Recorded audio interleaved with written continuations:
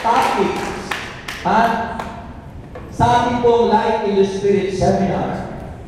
So we're now on the third topics of the Catholic Life in the Spirit seminar. So our topic today is about new life. So alam na po natin, kaya nga po tumakas yung kamay natin, alam po natin yan sa introduction, yung lahat na ginagawa natin bilang charismatic. And the charismatic is a group of people who are anointed with joy of the Lord, under the grace of God. And then, ano pa? Gifted. Yun. That is a group of people who are charismatic. Po? Galing po sa 5 Greek word, which is charism, which is gift, charisma, which is gifted, chara, which is joy of the Lord, chari, which is grace, and charisma, which is anointed. So, yung po ang ibig sabihin ng mga tao charismatic, kaya lagi may adik.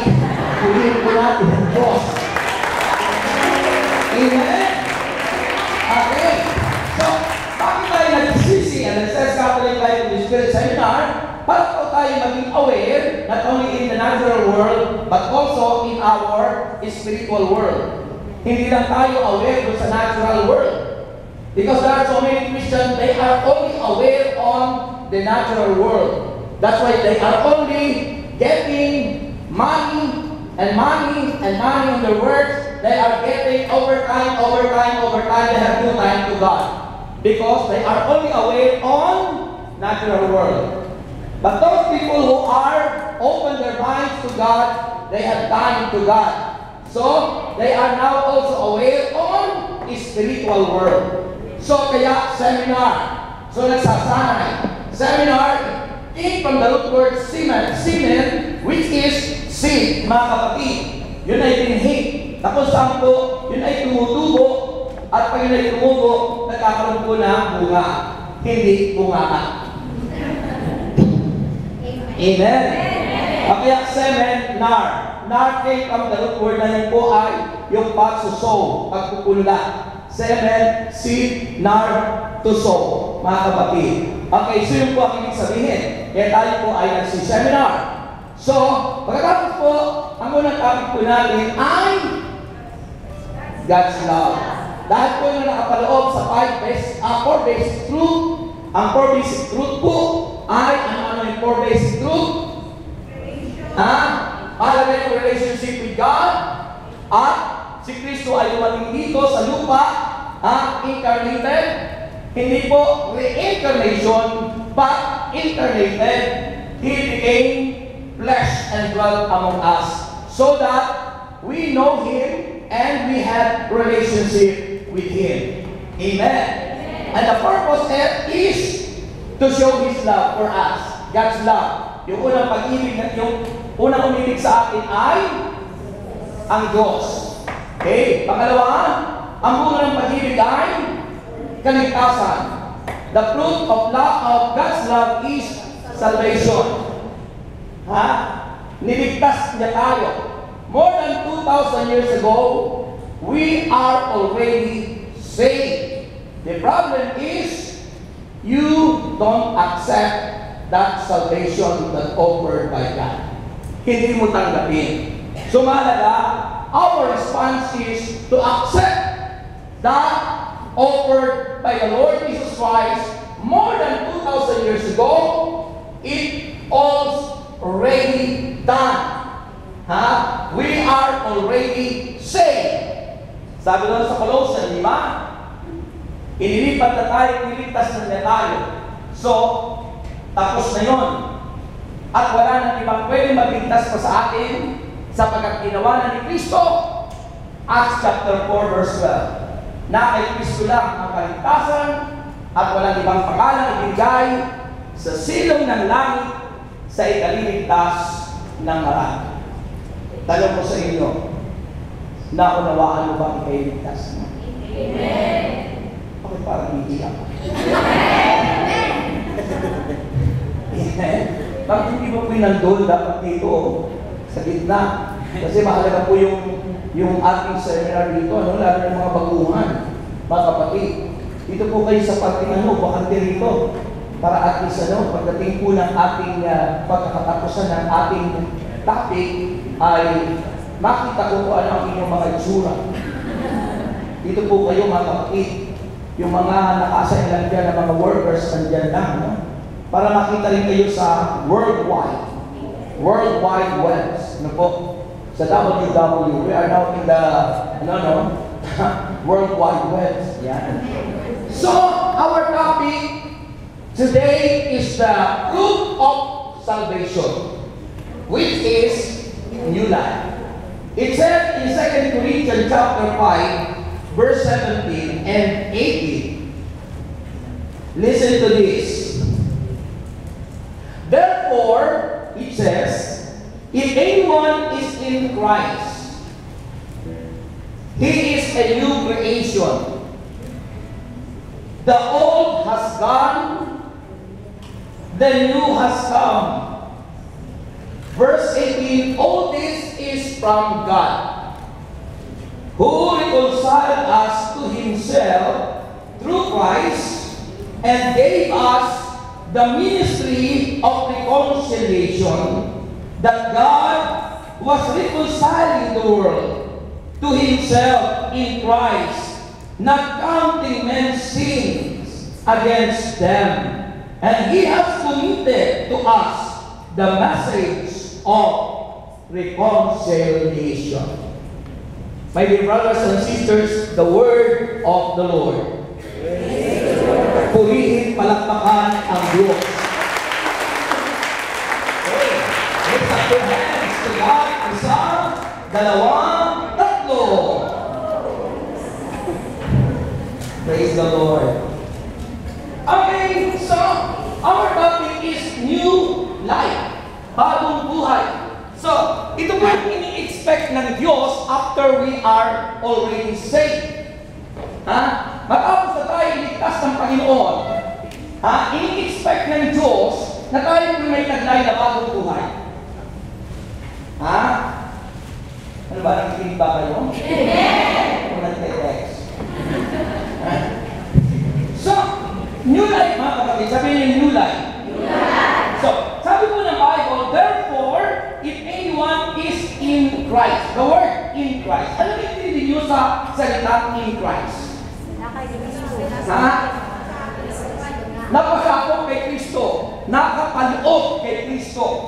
You are not out Christ, but you are in Christ. So mahalaga po sa buhay ng isang Kristiyano, you are in the Lord. You are in Christ.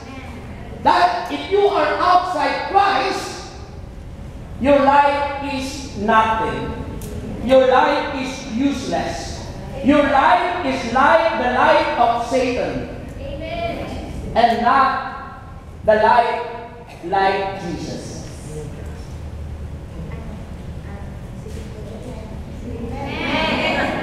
Sino ang gustong ang buhay ay tulad ng kay Jesus? Dahil na sabi ng Panginoon, I am the way, the truth, and the life. Ang tunay na buhay ay ang Panginoon. Kung wala si Kristo sa buhay natin, baliwala po tayo. John 15:5, without Him, you can do nothing. Wala kang magagawa. Kaya kahit anong pagsisikap mo, baliwala. Lahat ng pagsisikap mo, walang mangyayari kapag ikaw ay outside Christ. Kaya mahalaga sa amin ng Panginoon, ayon kay St. Paul, therefore if anyone is in Christ, when you are in Christ, under the Lord Jesus Christ, you are in Christ, not out Christ or outside Christ. Mga kapatid, sabi ng Bible, He is a new creation. Siya ay nagiging bagong nila. At ang sabi ron, the old has gone and the new has come. The old has gone and the new has come. Ano po yung old na nawala? Lumang buhay. Halimbawa, yung lumang buhay mo is mo sa kalaki, ngayon hindi na. Kung noon ang lumang buhay mo, ikaw ay maarte, ngayon hindi na. Ba't hindi ka makatingin sa akin? Ayaw mo bitawag ng kaartihan mo. Mga kapatid, yung bang ibig sabihin po nun, mga kapatid, Kristo.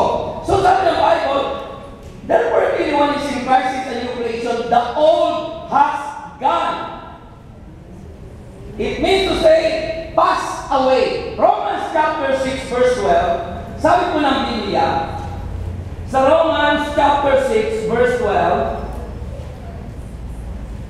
Romans 6:12. Ito ang sabi ng Bible. Romans chapter 6 verse 12, ang sabi ron, therefore do not let sin reign in your mortal body, so that you obey its evil desires. If you are in Christ and have a new creation, mga kapatid, sabi ng Bible, not let sin reign in your mortal body, so that you obey its evil desires. Huwag mong paintulutan na ang kasalanan ay iyong gawin. Dahil pag ikaw ay sumang-ayon sa kasalanan, hindi ka naging bagong nilalang.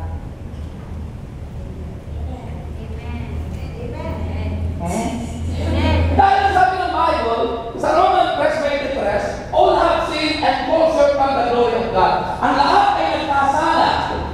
At walang sino mang karapat-dapat sa paningin ng Diyos. Yun ang nais ng Diyos na mabago. Yung taong makasalanan, tayong lahat ay makasalanan. At gusto ng Diyos, magkaroon tayo ng bagong buhay. Bagong buhay na hindi makasalanan. Bagong buhay na hindi tayo maaarte. Bagong buhay na natural sa Diyos. Na ang lahat ng ating aksyon ay nakalulugod sa aming Panginoong Diyos. Hindi tayo hindi makapalakpak. Bakit kaya? Huwag mo sabihin sila yung kamahan ng kaartihan. Alam ko, walang maarte rito. Amen. Lahat ng demonyo po ang maarte. Dahil po, nag-aartista ang demonyo. Ha? Kayo tayo po, nung tayo nakipag-isa kay Kristo, wala na yung kaartihan natin. Hindi na tayo actor. Ha? And actresses. Hindi na kayo mga artista. Kaya wala nag-aartista dito. Lahat ng ginagawa natin ay natural na yan ang gawa ng Diyos. Amen! Sabi ng Bible, the old has gone and the new has come. At ang sabi ng verse 18, all this is from God. Ang lahat ng ito ay gawa ng Diyos. Hindi gawa natin, hindi gawa ng tao, hindi gawa ng samahan, hindi gawa ng sino man. Ang pagbabagong buhay ay gawa ng Diyos.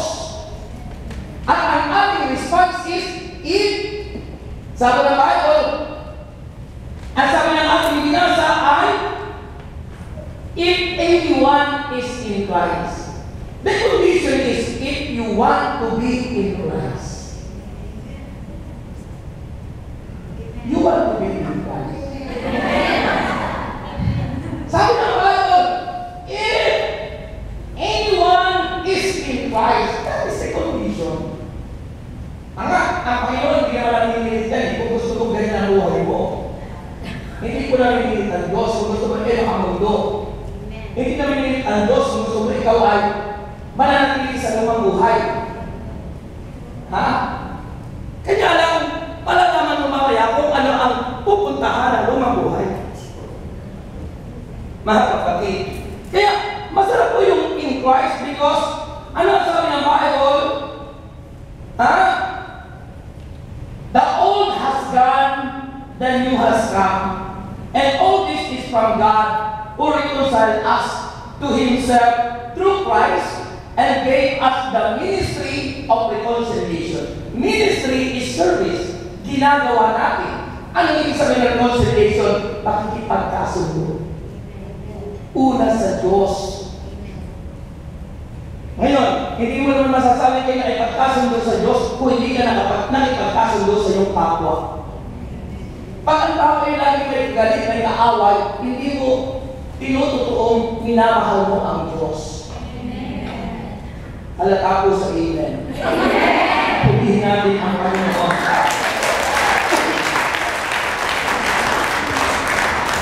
Amen. So, new creation, sabihin nyo, bagong nilalang. Sabihin nyo, bagong buhay. Bagong bahay. Bagong pagkakataon. Amen. Ay, bagong buhay.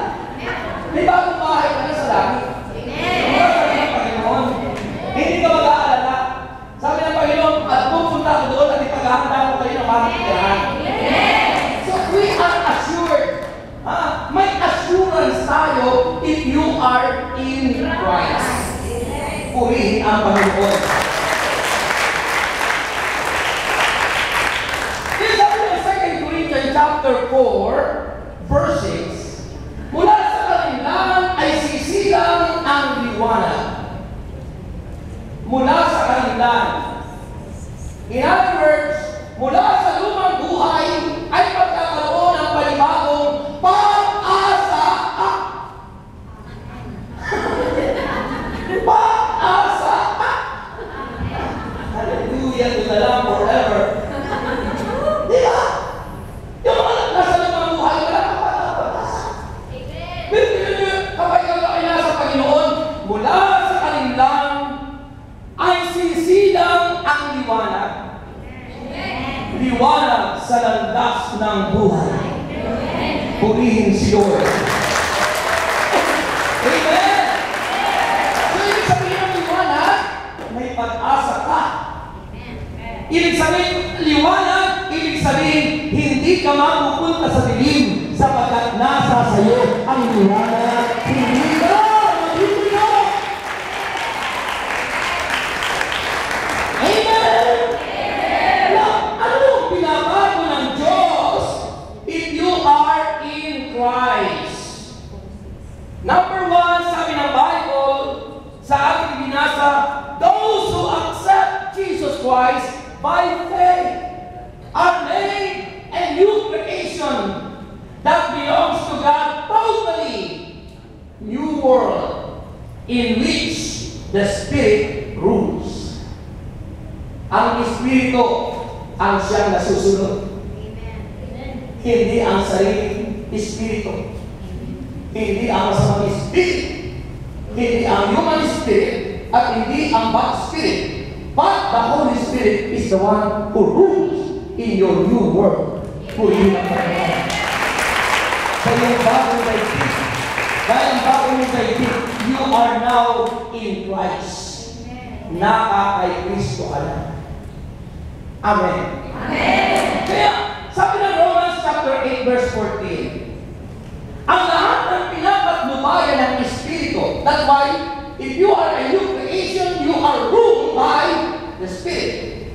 Ang nasusunod ay ang Espiritu Santo. Kaya pag hindi ang Espiritu Santo ang nasusunod sa iyo, you are living in old life. Namubuhay ka sa lumang buhay. Kaya sabi ng Bible, Romans 8 verse 14, ang lahat ng pinapatunayan ng Espiritu ng Diyos ay mga anak ng Diyos. Kaya hindi pinapatunayan ng Espiritu Santo, hindi anak ng Diyos. Ay ano, Brother Rex? Anak ng ano? Anak ng wedding. Buti ay inaalis siya, hindi tinitake no. O nga, yun na, sa Bible, sa cellphone, di ba? Naku naman yun. Di ba? Tsaka yung mga cellphone, di ba, may notes yun, kung hindi mo i-take notes sa cellphone, o di ba? Yung ganun po yun. So yung po mga kapatid ni Cristo, pag pinapatunayan ka ng Espiritu ng Diyos, sinusunod mo ang Espiritu ng Diyos, ang Holy Spirit, ikaw ay anak ng Diyos. Sabi niya na Romans 8:14, kaya mahalaga po sumusunod sa Holy Spirit. Kaya pag sinasabi ko lagi, good morning, even though it is evening, even though it is noon, or afternoon, always good morning. Because morning is a sign of victory. Morning is a sign of success. Tagumpay, kahit sa business world, kahit sa seminar, always good morning. Amen? Kung po lagi, Spirit, and you are not ignoring Him, but you encouraging the Holy Spirit to move in your life and to enter in your whole being as only the Creator of the created people of God. Purihin ang Panginoon. Amen! Sabi ng Galatians 5 verse 25. Galatians chapter 5 verse 25. Ang Espiritu ang nagbibigay buhay sa atin. Kaya pag hindi ang Holy Spirit ang sinusunod mo, ang buhay mo ay hindi buhay na galing kay Jesus. Ang buhay mo ay buhay na galing kay Satanas sa kalaban. Kaya sabi ng Bible, Galatians 5 verse 25, ang Espiritu ang nagbibigay buhay sa atin, kaya ito rin ang dapat maghari sa ating mga buhay. Ang dapat maghari sa ating mga buhay ay ang Espiritu Santo, hindi ang pita ng laman. Alam mo ba, panagagawa ng tao, pumatol sa iba, it because of the lust of the flesh, hindi po yung tudyok ng Espiritu Santo. Dahil ang tudyok ng Espiritu Santo ay kabananan. Ang nagpapabanal sa atin ay ang Holy Spirit, the Sanctifier. The Holy Spirit, He sanctifies us. Sanctification, it means nagpapabanal sa atin ang Espiritu Santo. Kaya pag nagpapabanal siya, dahil sa ating pagbuhay at sa sinusunod natin at sa ating gabay, ikaw ay unti-unting nagiging banal sa harapan ng Diyos. Kaya naging ka bagong nilalang. Amen! Yun ang evidensya ng bagong nilalang. Number 2, mga kapatid, naging tayong bagong tao. New person. Sabi po ng Bible, the believers become a new person.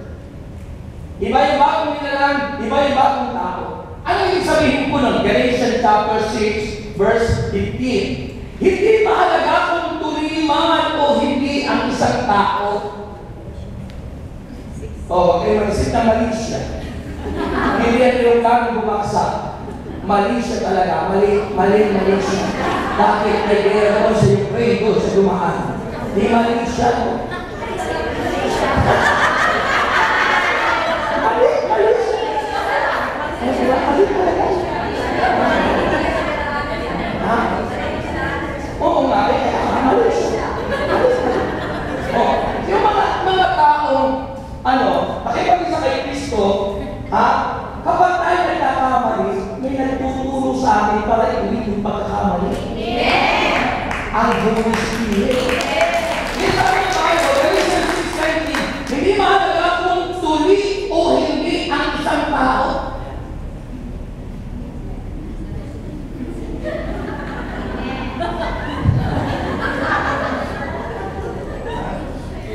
Kasi po, alam mo yung circumcision, yan yung unang covenant with God. Kay Abraham, at kay Adam at Eva. Yung unang, ang ebidensya that you are brothers with God, you are circumcised. Kasi hindi po kabilang ang babae noon sa bilangan. Ang bilang ng babae ay kabilang sa lalaki. Isa lang yan. Kaya doon sa pagpapakain ng Panginoon ng 5,000, hindi kasama ang babae doon. Mga lalaki lang, pero maraming babae doon. Bakit hindi binilang? Kasi ang bilang doon ay partnership.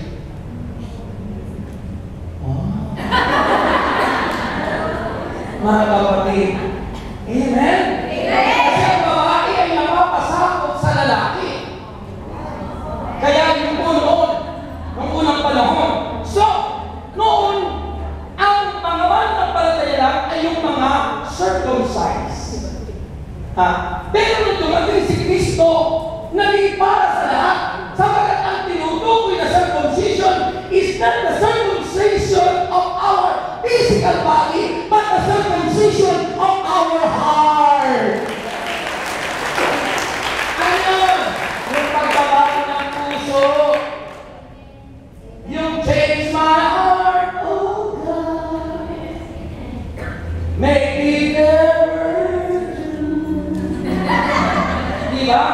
pagbabago ng puso. So, hindi mahalaga yung mga bagay na panglabas. Sabi ng Ephesians chapter 4, verse 24, ang dapat makita sa inyo ay ang bagong pagkatao. So, nakikita yung bagong tao na nilalang kalarawan ng Diyos, kalarawan ng kanyang katwiran at ng kabanalan. Yun daw ang dapat. At ang sabi ng Colossians 3, verse 10, at nagbihis na ng bagong pagkatao, patuloy itong nababago ayon sa larawan ng Diyos na lumikha sa inyo upang maging ganap ang inyong kaalaman tungkol sa Kanya. Nagbihis na ng bagong pagkatao. Ibig sabihin, hindi mo na dapat babalikan yung dati mong pagkatao na chismosa, tumataya sa wedding, sa loto, maraming labag na ginagawa sa Diyos. Hindi na dapat. Sabihin naman, yung hirap pala maging charismatic. Ayun talaga ang sacrilege sa tinutukoy ang pagsunod sa kalooban ng Diyos, may pasang krus. Yun ang krus na sinasabi, mahirap magpasa ng krus. Dahil ang krus natin, yung dapat natin iiwanan. Yung ating pong i-deny lahat. Yung ating tatalikdan lahat. Mahirap po na baguhin ang sarili. Ako na lang yung dati ko tunay. Nahirapan din po ako, pero sa Diyos ko, ikay tunay na pumasok sa kanyang grasya na you are now in Christ. Hindi ka pababayaan ng Diyos. Ikaw ay tutulungan niya na magbagong buhay. Amen? Sapagkat walang mahirap sa kanya. Amen? Di ba? Sa tao lang naman, laging dahil natin, ang hirap, ang hirap, ang hirap. Pero sa Diyos, ano sabi niya?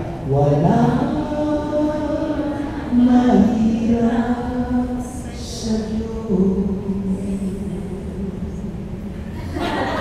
Wala mahirap sa Diyos.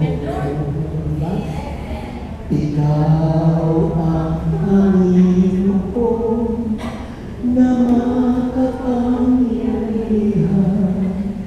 Wala mahirap sa Diyos.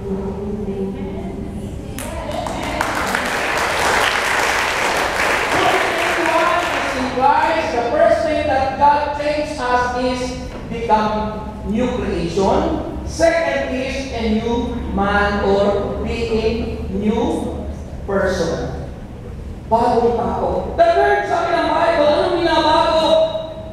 Renewed after God's image. Nagiging tayong kalarawan ng Diyos. Dahil walang Diyos na nagmumura at nagsasalita ng pangit. Kaya kung tayo noon dati sa lumang buhay ay nagmumura, nagtutungayaw, nagsasalita ng hindi tama, you are in the image of the devil. You are in the image of Satan. But now, if you are in Christ, dahil nakapaloob ka na kay Kristo, pumasok ka na kay Kristo, under ka na ni Kristo, dapat makita sa iyo, renewed after God's image. 2 Corinthians 4 verse 16, kaya hindi ako pinanghihinaan ng loob, bagamat humihina ang aking katawang lupa, patuloy namang lumalakas ang aking espiritu. Sabi ng 1 Corinthians 15:49, kung paanong tayo katulad ng taong nagmula sa lupa, darating ang araw na matutulad din tayo sa nanggaling sa langit, si Jesus na ating Panginoon. Amen? Is the Spirit, yung po yung life is Spirit. But after we receive new life, which is the Spirit of Christ, susunod po doon yung mga topic natin na transformation. Yung transformation, yung po ay manayan, yung po ay constant. Dahan-dahan, yung po yung panlabas sa pagbabago natin. Kaya, kahit na yung bagong buhay na, may bagong Espiritu ka na ni Kristo, hindi naman bigla yung mawawala yung dati yung pagbubong na. Yung ay dahan-dahan. Kaya ako nang sasabihin, uy, nag-i-resist ka na, bakit kaya pakuhan ako? Ay, hindi pwede. Kailangan ko, unawain mo bago lang. Yun ay, little by little, every day. Little by little, every day. Jesus. Yun, Jesus is changing us. Okay, so alam po yung mga kapatid ni Kristo. So, dati ang panahon, magiging tayo kalarawan ng Diyos, mga kapatid. So, we become new person, new creation, new person, and renewed after God's image. Pag sinabi kong renewed after God's image, ikaw ay may bago ng strength and power. Kung dati ay mahina, ngayon ay kayo malakas. Dahil sa lakas ni Kristo, na kahit anong pagsubok na dumating sa iyo, kaya-kaya mong mapagtagumpayan. Dahil sa lakas ni Kristo. Amen! Amen! And you have received the new power when you are renewed after God's image. Mayroon ka ng bago kapangyarihan. Dahil ang kapangyarihan mo ay kapangyarihan ni Satanas, kapangyarihan magmura, kapangyarihan manira, kapangyarihan sumalansang sa Diyos. Ngayon, may power ka na. At ang kapangyarihan mo, sabi ng banal na kasulatan, at ang sino mang makatungan ng kamay na may sakit gagawin. At sino mang sabihin mo, in the name of Jesus, lumalas ka masamang sakit ko, lalalas ka masamang sakit. And that is your power. New power. Dahil yun, wala kang kapangyarihan. New power. Ang kapangyarihan namin yun, iba. Pag umas sa kamay, anak sa power. That's the power of Satan. Mga kapatid. Amen? Amen! Sabi ko na number 4, ilisa natin, pang-apat po, na binabago ng Panginoon, if you are in Christ, is sharing His glory. Binabahagi ng kalawalatian ng Diyos, in other words, a new image. Mayroon kang bagong image. Mga kapatid.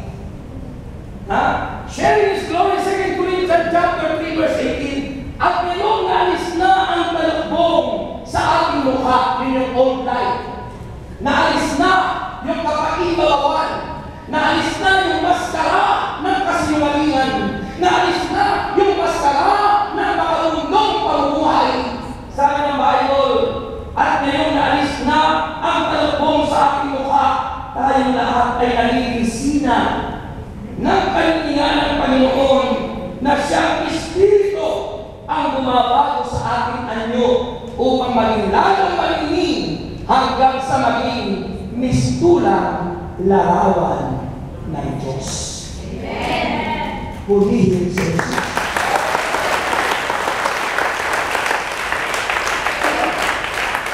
And number 5, kung dati noon tayo may mga kaalaman, may alam tayo. Di ba ano ang English ng kaalaman? Knowledge. Remember, knowledge is different to wisdom. Because knowledge is only acquired in the universities or in schools, institution. Mga kapatid, but wisdom, it is came from God. Yun ay mula sa Diyos. Kaya noon, wala tayong wisdom noon. Mayroon tayong knowledge. Kaya ang yayaman natin, pinagyayaman natin yung ating mga pinag-aralan. Pinagyayaman natin yung ating diploma na ka-display sa sala. Wala namang trabaho. Nagtapos ng ganito, nagtapos ng ganyan, naka-display sa sala ang kanilang diploma.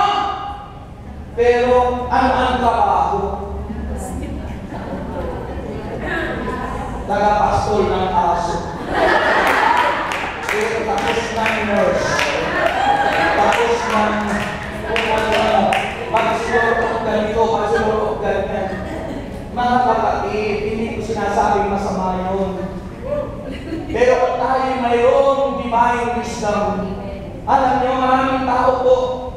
maraming alam, pero ano sa Tagalog ang wisdom? Karunungan. Maraming alam, pero hindi marunong. Kasi doon tayo nagtapos ng kahit anong kurso, kung marunong tayo, magagamit natin yan sa lalong mas maganda, ikauunlad ng ating buhay. Kung pwede kang maging manager, mag-negosyo, at kung ano-ano. Hindi ka maalipin ang kung sinong tao because you have wisdom from God that you can use it. Hindi yung mayroon tayong kaalaman, nakatingong pa wala yung kaalaman. Bakit? Wala tayong kakayanan gawin because we have no divine wisdom. Kaya nakatiwawang na para pabulin ng kotse na sira na lang dahil ka marunong mag-drive. Purihin si Jesus. Purihin si Jesus.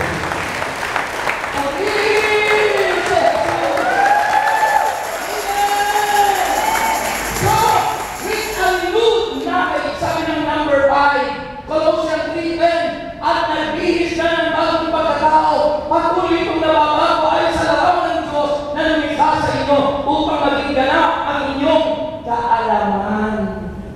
Wisdom tungkol sa Kanya. It means, before in our own life, we have knowledge from knowledge to wisdom. Yun ang binabago ng Diyos sa atin.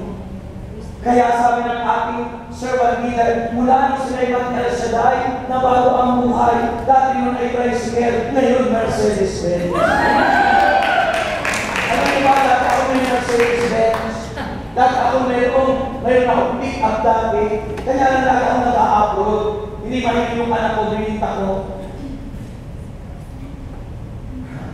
Dahil yung Mercedes-Benz na hindi ko binibigay sa akin, ng isang nurse na taga Quezon City, na nung ibigay sa akin noon, na pinuntahan ko, sabi niya, Brother Red, minala ng susi, nakasuot ng magandang oras. Kaya lang nagsawa ako ng isa, at least hindi ako nagkusot. Sige niya, pinawakan na kasi sa phone. Sabi niya, Brother Red, kasi nag-broadcast ko, di ba? Na in-love sa Jesus. Kaya ako ito ng Diyos, ang mga kapitay sa tita, kung hindi natin sumur, hallelujah, you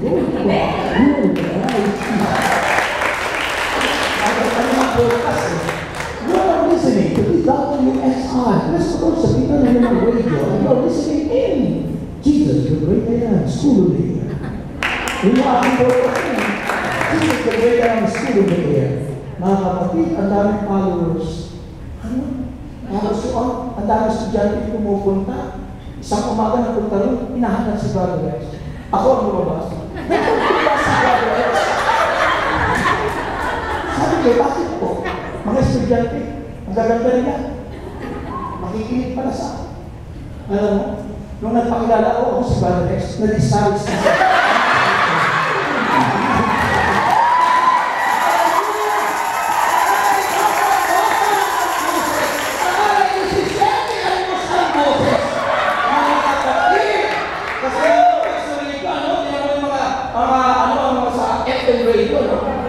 Pero pag tingin naman yung chulas mo, tingin ng Lord. Pero at least, itong itsura ito original.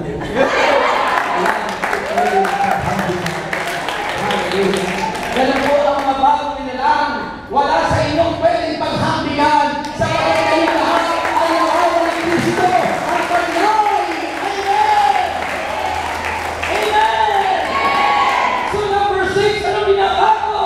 With a renewed understanding. Kung noon hindi tayo marunong umunawa, mga taong dati noon sa online, hindi natin maunawaan ang ating kapwa, hindi natin maunawaan ang ating mister, hindi natin maunawaan ang ating kapitbahay, hindi natin maunawaan ang ating mga anak, hindi natin maunawaan ang ating mga kasabahan. Kaya laging awal.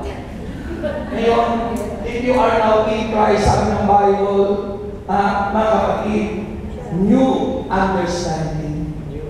with a renewed understanding. Sabi ng Romans chapter 4 verse 2, huwag kayong kumain sa takbo ng mundo, mag-iba na kayo at magbago ng isip.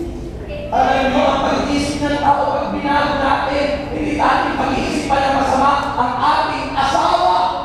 Kaya kinakahiwalay kasi ang daming iniisip na masama, hindi naman totoo, pinag-isipan mo kayo kami. Ang totoo, nag-isipan natin yung tayong mabuhay pa. Makasabay na ang iisip na kung ano masama, because hindi pa bago ang ating buhay. Mga kapatid, kaya ang minawa ko sa atin, sabi ng number 6, with a new understanding yan ang sinasabi ng Bible. At panghuli, pinatalaga talaga tayo ng Diyos. Sabi ko ng pang-ito, pag tayo in Christ, napasabot kay Jesus, pumasok kay Kristo, because Jesus said, I am the door. Ako ang pintuan. At sino mang papasok sa akin ay makasusumpong ng pastulan. Mawiwili ka. Masasanay ka na sumunod sa Lord. So, panghuli, if you, in all night, you have the spirit of Satan, demon's spirit ang gumagawa. Ngayon, sabi ng Bible, living a life of holiness because of the Holy Spirit. Namumuhay na tayo may kabanalan dahil ang nagpapabanal sa atin ay ang Espiritu Santo. Kaya sabi ng Ephesians 4 verse 24, ang dapat nakita sa inyo ay ang bagong pagkatao na nilikha ang kalarawan ng Diyos, kalarawan ng kanyang kabilan at kabanalan. Kabanalan. Alam mo kabanalan natin sa pagsasalita. Hindi dapat tayo magsasalita ng mga malalaswa. Hindi dapat tayo magsasalita ng mga worldly words. Yung mga, kung ano yung salita ng mundo, yung mga salita ng halimbawa ay, ano nga ba yung mga halimbawa? Ano po ang mundo yan? Yung halimbawa, yung tawag sa iyong boyfriend. Jowa. Ay, sama tayo. Mga salita ng mating jowa, yung mga ganun. Pero may word ng makamundo yung ano yung sa iyong girlfriend or boyfriend. Shoota! Pagkasalita ng makamundo, shoota! Pagsalita, jowa! Pagsasalita ng gano'n, magpapagig. May iba ang iyong word. Dahil wala yan sa pagkulain ng new life. Wala yan sa pagkulain ng mga kapong mga Diyos at pinabanal ng Diyos na kapatid. Kaya sabi ng 1 Peter chapter 1 verse 15, yamang ang Diyos ang hirang sa inyo ay banal, dapat kayong magpakabanal, anuman ang inyong ginagawa. Amen. Anuman ang inyong ginagawa. Kung kayo may asawa, yung gawain nyo bilang mag-asawa ay gawain pagpapakabanal. Kaya pag kami may nasa salas at gusto na namin matulog ng sister wife ko para hindi alam ng mga anak ko, sabi ko, Ma, halika na magpapakabanal tayo.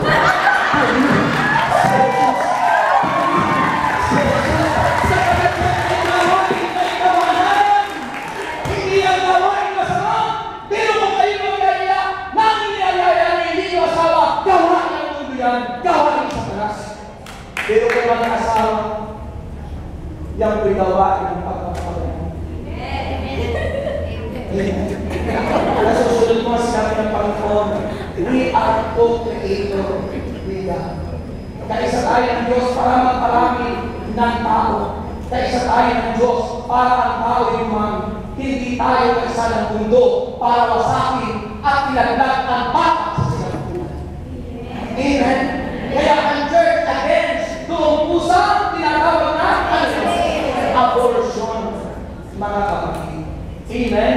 So, kaya sabi ng Bible, yaman ang Diyos ang hirap sa inyo ay manan, dapat kayong magpakabanal, anuman ang inyong ginagawa. Ayon sa nasusulat, magpakabanal kayo sapagkat ako'y banal. Mga babae na ay isama sa kapwa babae, yan po'y gawain ng mga mundo. Pag babae, kapwa lalaki, yan po'y gawa ng mundo, kaya nayudok ng demonyo. Kaya pag nakasama ka sa ganitong mga tao, at may kinagamaan siya, aalis ka. Bakit? Natatangahan ka. Amen. Pero yung mga tao may desire ang kalukuhan na magbago at makamtan ang paghako ng Diyos, ang buhay na ahantong sa langit, papasalin niya ang krus na yun at kanyang pagsisikapan na buhatin yun hanggang sa makaitan niya ang kanyang destinasyon sa buhay na ahantong sa langit. Amen! Yung mga taong ayaw, siya yung binitawan ng krus dahil ayaw niya iwanan yung bagay na dapat pinag-iwan ng Diyos. Ako, nahirapan din po ako noong 1986. Dahil nung po ako, mahilig po ako sa disco. Nahilig po ako noon sa beer house. Nahilig po ako noon sa alibambang. Nahilig ako sa mga gold show. Sa Santa Cruz. Marami po. Mahirap. Pero nahilig ko na kasi sa lay minister, nagsusubo ng communion. Pero pagdating ng gabi, anong ginagawa ko makamundo? Dahil hindi lahat, sabi ng Mateo 7:21, hindi lahat ang tumatawa sa akin ng Panginoon. Panginoon ay papasok sa kanya ng langit. Kundi yan lang sumusunod sa kalooban ng mga na nagsumpo sa akin ni Kristo. Sa huling araw, sabi ng Panginoon, maraming magsasabi, nakaral po kami. Nagpalayas po kami ng mga demonyo. Kundi sasabihin ko, sabi ng Panginoon, lumayo kayo sa akin mga kapagawa ng masama, kailangan hindi ko kayo nakikilala. Dahil pagdating po sa bagong buhay, before in old life, we have also destination, and our destination is heaven, eternal. Pero in new life, our destination is heaven. Amen. This is the promise of God. Kaya ito, walang makapasok sa langit na makamundo. Wala akong papasok sa langit na nasinggero. Wala akong papasok sa langit na ismosa. Wala akong papasok sa langit na makasanlibutan. Kaya itong topic na ito, gusto ng Panginoon tayo makapasok na lang. Amen! Kaya yung nahirapan ako, mga kapatid, kahit mahirap, iniiyak ko sa Lord. Pinipray ko sa Panginoon kasi nandun na yung Spirit ng Diyos, which is life, new life, bagong buhay, because new life is Spirit. I received Him in my life. But yung aking daily living, yung aking transformation, hindi agad nababago. Nandun pa rin ako. Pumupunta pa rin ako doon. Pagkakatapos kong gumawa ng kasalanan, umiiyak ako sa Lord. Lord, nandito na naman ako. Nagkakala na naman ako. Bumaksak na naman ako, Lord. Pero sabi ng Panginoon, anak, huwag kang pag-alala. Nandiyan ako kasama mo. Amen. Magpakatatag ka lang. Huwag kang hihito, huwag kang susuko. Ang Panginoon, nung siya'y magpasa ng krus, 3 beses siyang narana. Anak na siya ng krus. Tayo, kung tinarin pa, siguro hindi lang tayo 3 beses maraming beses tayo nadadala. So kahit hindi pinipilan ng Panginoon yun, ang pinipilan ng Panginoon kung paano tayo nagsisikap na gawin at patuhin ang ating buhay para sa Kristo natin sa kanyang Panginoon. Kung hindi mo kayo sa Panginoon, you know already what is good and what is bad. You need to follow what is good, brothers and sisters. Huwag mong hayaan na malintang ka, huwag mong hayaan na maalipin ka sa demonyo. Sa magandang buhay ko noon, ang dami naging sakit ko, naging karamdaman ko, nagkasakit ako sa puso, nagkaroon ng enlargement of the heart, nagkabarang kapatawga, nagkaroon ng ulcer, diabetes, nagkaroon ng iba't ibang sakit, karamdaman. Subalit, akala ko namamatay na ako. Akala ko naalipin na ako ng takot. Pero naman ko ang bibig ng Diyos sa kanyang anayang, come to me, all of you who are heavy laden and burdened, and I will give you rest. Biglang nawalan ako ng takot at sumunod sa Panginoon. Mga kapatid, mula sa LSS at tulad nito, iniyak ko lahat yun nung tayo kapaptisan at sinabi ko, Lord, ang buhay ko'y sa'yo, tulungan mo ako na magbagong buhay at ako ay kailangan mahilig ko sa'yo. Nandito ang kailangan, mga kapatid, yung dati is water, yung dati walang makain mahirap ang buhay. Binago ng Panginoon, binigyan ng bahay, binigyan ng mga anak, binigyan ng mga anak, lahat. At ang lahat ng sakit ko'y pinawi ng Diyos, pinagaling. Kaya hindi ko siya malilimutan. Kaya noon ang ako ay makipag-isa sa Panginoon sa July na ganito. Ano ang sabi ng Panginoon? Tinawag niya ang mga pangalan namin. At ang sabi niya, ngayon na anak, ang panahon na iyong magbabago. Kayo kayo lahat. Kayo na aking kapatid, ang pagbabago ng buhay. Raise up your hands. Just close your eyes. Bigyan mo yung mga mata. At hilingin mo sa Lord to change you, to receive the new life in Christ, to enter in His grace of new life.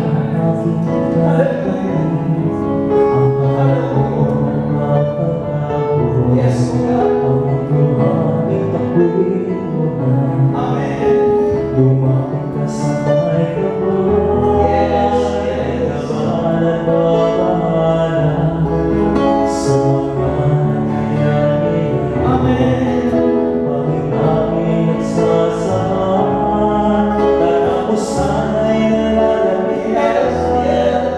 Ngayon na kapatid, ngayon ka na magbago. Huwag mo lang italin pa, ang lahat ay maging muli. Kaya man magbago, sa'yo kaya'y magbibigay ng kaligayahan na walang katapusan. Pag-ibig na may tamis, pag-ibig na walang hanggan, sa Diyos naman matatagpuan. Ibig na matatamid mo, ngayon na kapatid, ngayon ka na magbago. Huwag mo na hintayin pa, ang lahat ay maging muli. Ngayon na kapatid, ngayon ka na magbago. Huwag mo na hintayin pa, ang lahat ay maging muli. Ngayon na, ngayon na,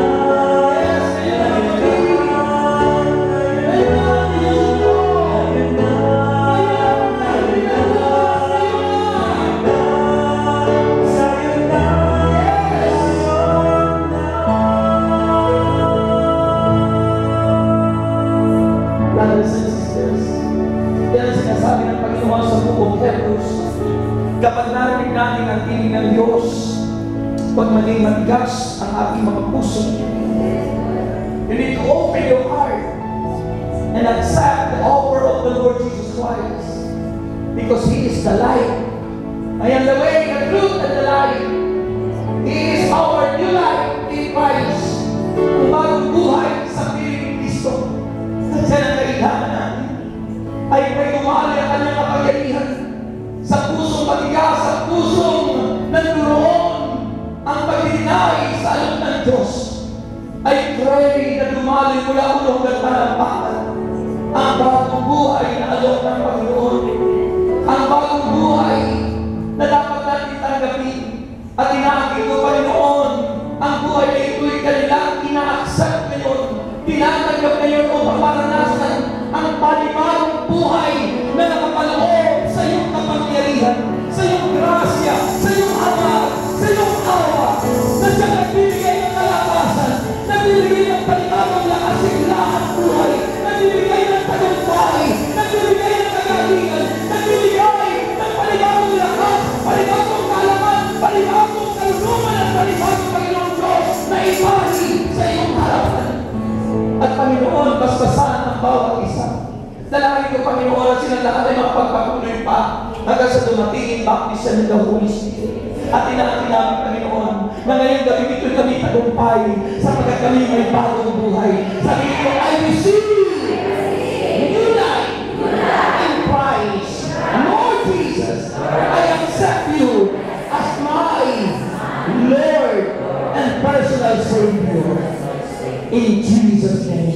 Ang banal at masal na mga kamay na ito at ang lahat ng bagay, ang mga prayer request, Panginoon, inamin po namin na kami lahat ay answered prayer. As we say, give thanks with the grateful heart of Jesus. Pasalamat na namin siya.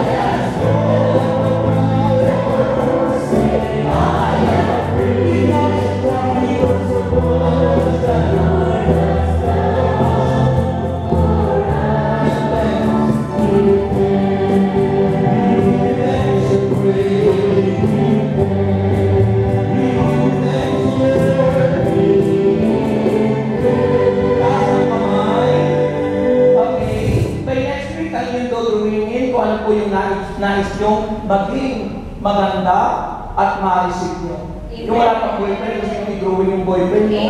Asawa gusto maging ganap sa harapan ng Panginoon, i-drawing nyo. Mga anak, ano man ang nais yung mangyari sa buhay nyo, i-drawing nyo.